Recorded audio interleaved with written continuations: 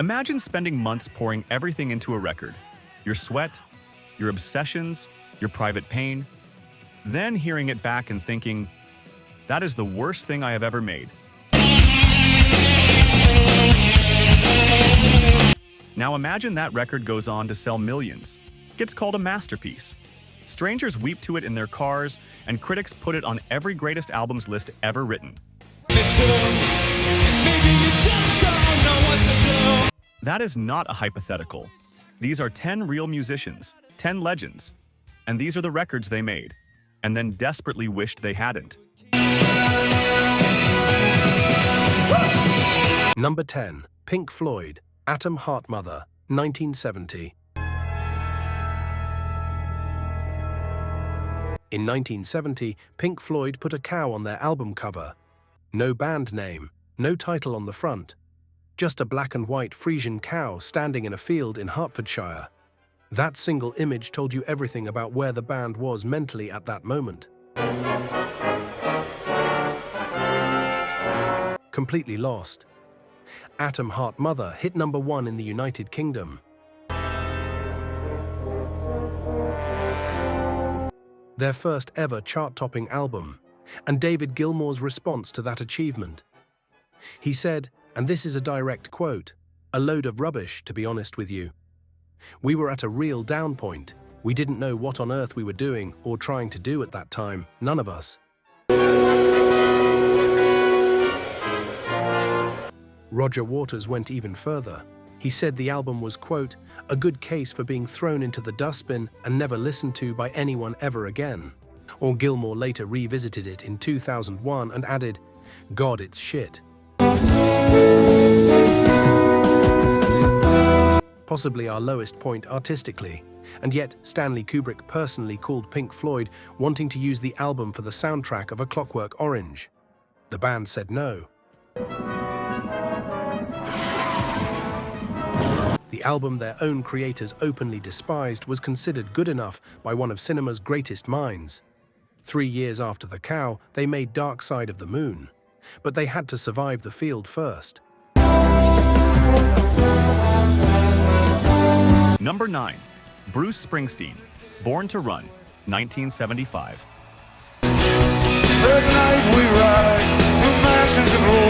Bruce Springsteen had one last shot.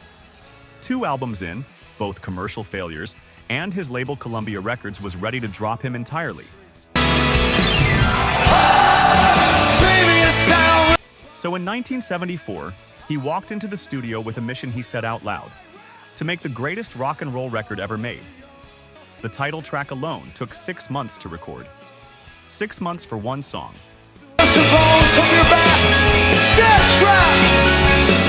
Bandmate Steve Van Zandt looked back on that later and said, "Anytime you spend 6 months on a song, there is something not exactly going right." The sessions were relentless.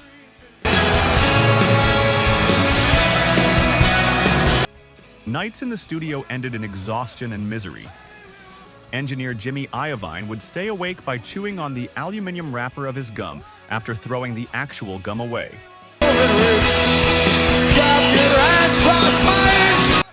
When the master tape was finally finished, Iovine flew out to play it for Springsteen mid-tour. They could not find a turntable anywhere, so they went to a music store and borrowed the one in the back room. Springsteen stood there and listened to Born to Run for the first time.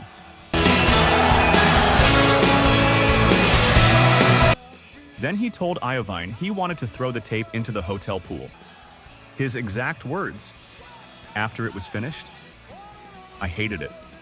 I couldn't stand to listen to it. I thought it was the worst piece of garbage I had ever heard." He told Columbia he would not release it. Producer John Landau talked him down, saying, "You are not supposed to like it. Put the record out."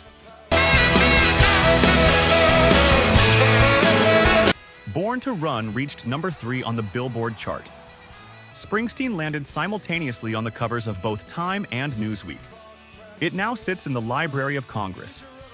He wanted to drown it in a hotel pool. Instead, it made him the boss. Number 8. David Bowie, Never Let Me Down, 1987. David Bowie did not mince words when he looked back at his 1987 album. He used one specific word to describe it: nadir, the absolute lowest point. And then he elaborated. He said in 1995, "It was such an awful album. I really should not have even bothered going into the studio to record it. In fact, when I play it, I wonder if I did sometimes."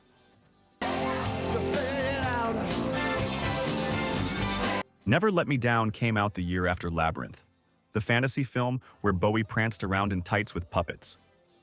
The damage to his artistic credibility was already done. And then this album arrived. The production was buried under crashing synthesized drums that sounded dated almost immediately. Actor Mickey Rourke was brought in to deliver a spoken-word rap on one of the tracks. It is as bewildering as it sounds. Bowie's guitarist Carlos Alomar was in the sessions and later said Bowie was at a loss the entire time.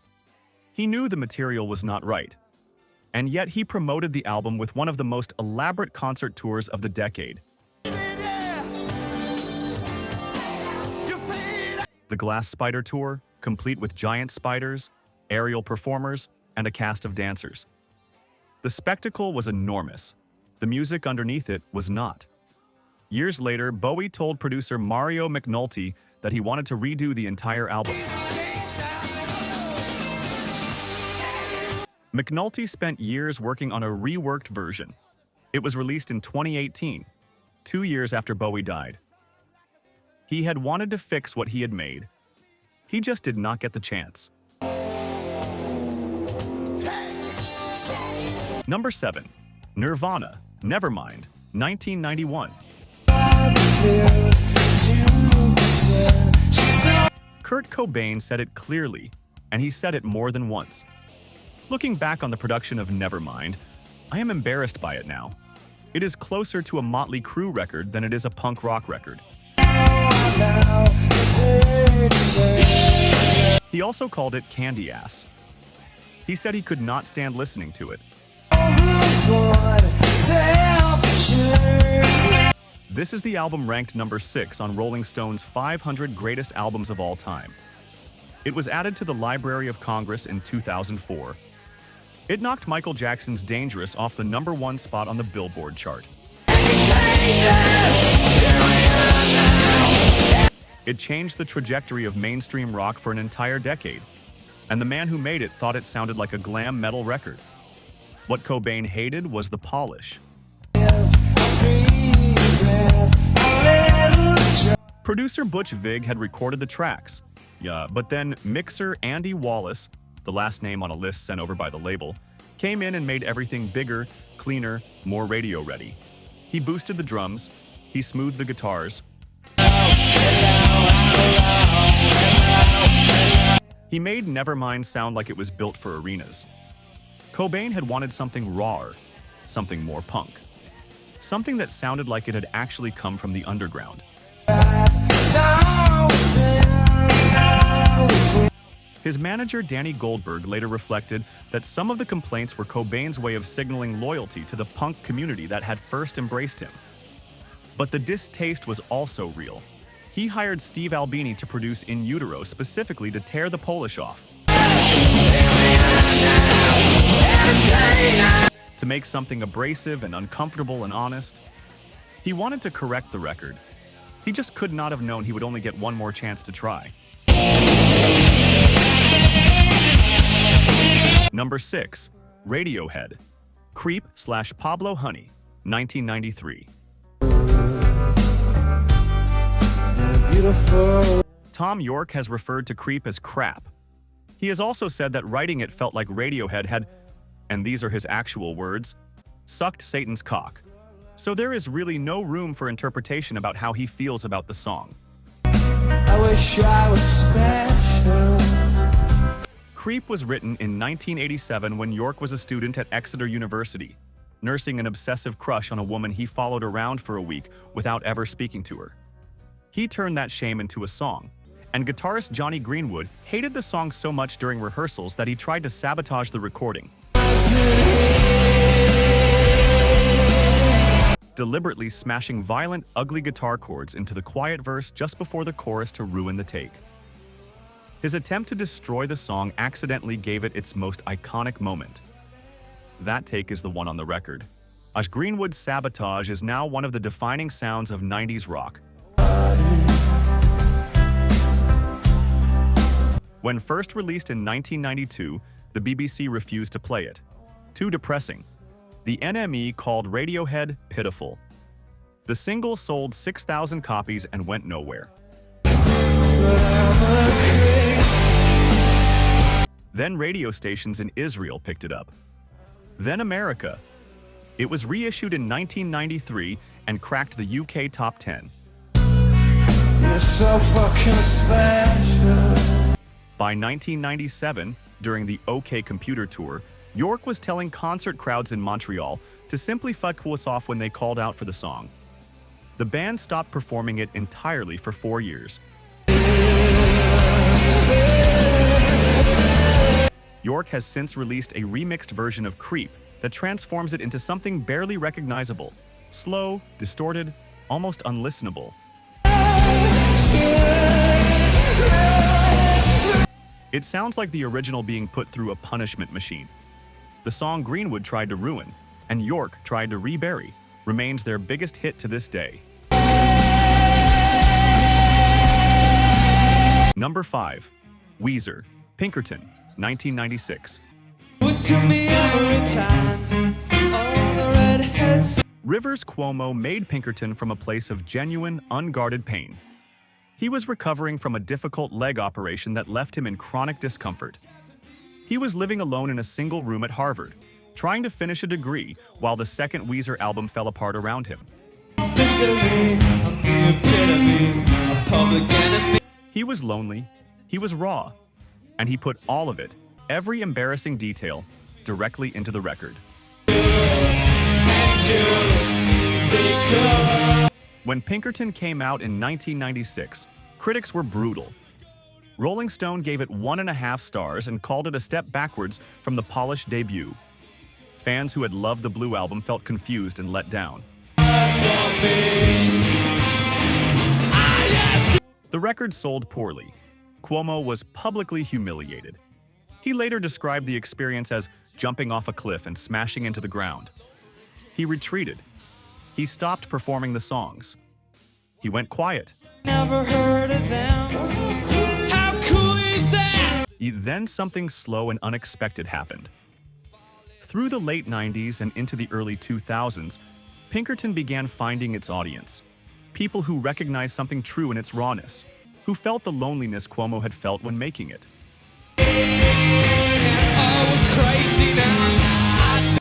By 2002, Spin magazine had voted it the second greatest album of the previous decade, and Cuomo had already disowned it completely.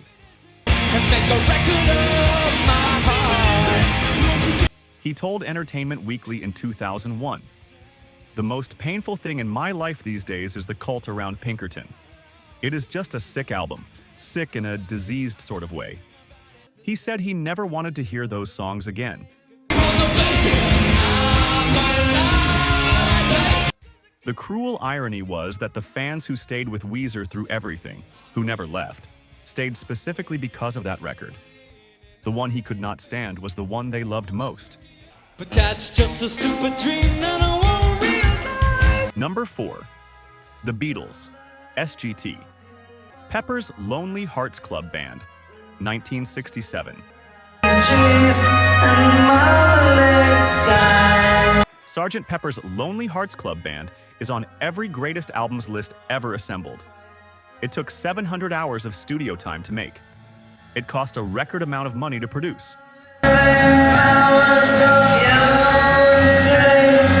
Every single element, every costume, every lyric, every sound was deliberate and considered. And 2 of its 4 creators thought it missed the mark anyway. John Lennon's view was direct. He said the album doesn't go anywhere. He felt the songwriting was below what he and McCartney were genuinely capable of producing at that point in their careers. He singled out his own contributions and felt they were not his best work. The track he considered genuinely great was A Day in the Life, which was also, not coincidentally, the one the BBC had banned outright for drug references. George Harrison was even blunter in the Beatles anthology documentary. He said simply, "I didn't really like that album much." Harrison had spent the entire Sgt. Pepper period feeling shut out. He was given almost no space on the record. The celebrated collaborative experiment felt, from where he was standing, like being ignored. The album the world experienced as a triumph of unity felt to him like a long exercise in creative exclusion. McCartney loved it. Ringo loved it. The world decided it was a monument. But the two most restless minds in the room, the two who would eventually drag the band apart, looked at what history called their masterpiece and quietly, firmly said no. That was not what we were capable of. We could have done better. Number 3, Foo Fighters, One by One, 2002. One by One won the Grammy Award for Best Rock Album of 2002. Dave Grohl stood up and accepted it, and then he went home and stayed angry at himself about the record for years afterwards. In 2005, he said it plainly. "I was kind of pissed at myself for the last record. 4 of the songs were good, and the other 7 I never played again in my life. We rushed into it, and we rushed out of it."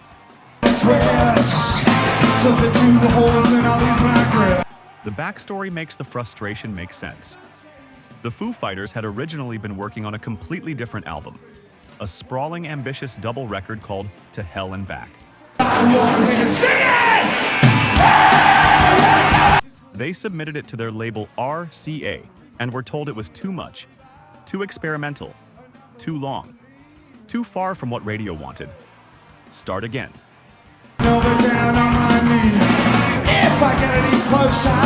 So Grohl and the band went back into the studio and rebuilt the record quickly. You're under pressure, making compromises he knew were wrong while he was making them. Songs that needed more time did not get it. Ideas that deserved development were left half-finished. The result was an album with real highlights. All My Life is a genuinely great song, but one that Grohl felt had been assembled rather than created. He used the anger productively.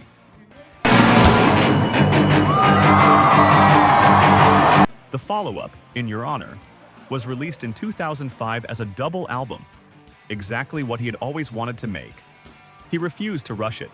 He took the time, and it showed. The Grammy sits on a shelf somewhere. The lesson it taught him was more valuable than the award.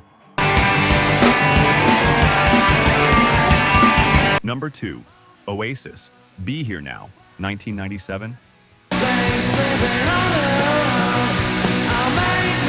Noel Gallagher has described Be Here Now with a precision that is almost surgical. The sound of a bunch of guys on coke in the studio, not giving a fuck.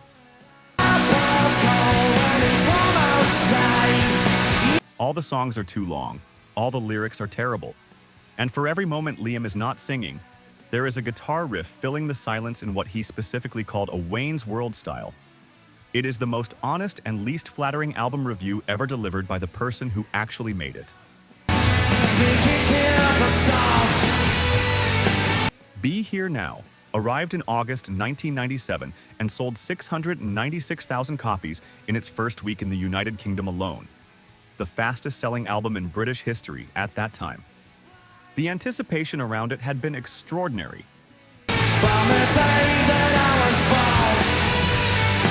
What's the Story Morning Glory had made Oasis the biggest band in the country. Champagne supernova had taken them to the world, and everyone was waiting for what came next. The pressure was immense. What came next was made inside a cloud of money and cocaine and total overconfidence. Sessions ran for months with no real discipline. Songs that should have been tight and focused ran to 8 minutes. Guitar overdubs were stacked on guitar overdubs until the whole thing buckled under its own weight. Noel later admitted he simply was not present in any meaningful creative sense. His body was in the studio. His judgment was not. The early reviews were cautiously positive. Nobody wanted to be the voice that said the emperor had no clothes. But the reassessment came fast and it was merciless.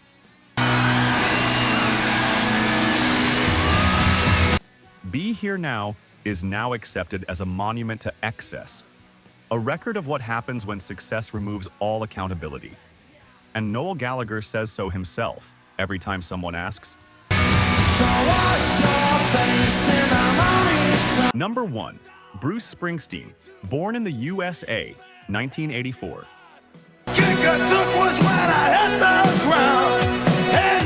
Born in the USA is one of the best-selling albums in American history.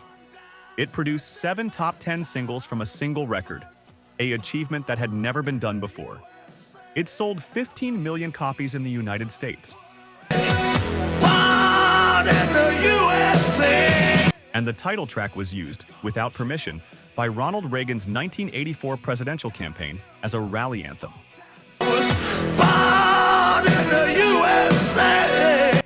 Springsteen was appalled. He had written Born in the USA as a protest song, a furious, bitter account of Vietnam veterans who came home broken and were offered nothing. The lyrics describe a man born into a dead-end town, sent to kill in a foreign land, and returned to a country that had forgotten him.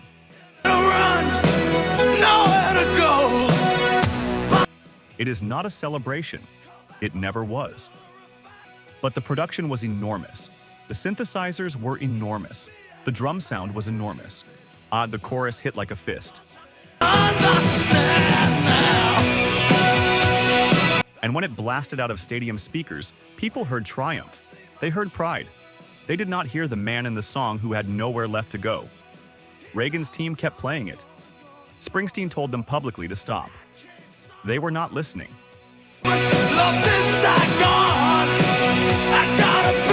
The song had been absorbed into the cultural moment it was written to critique.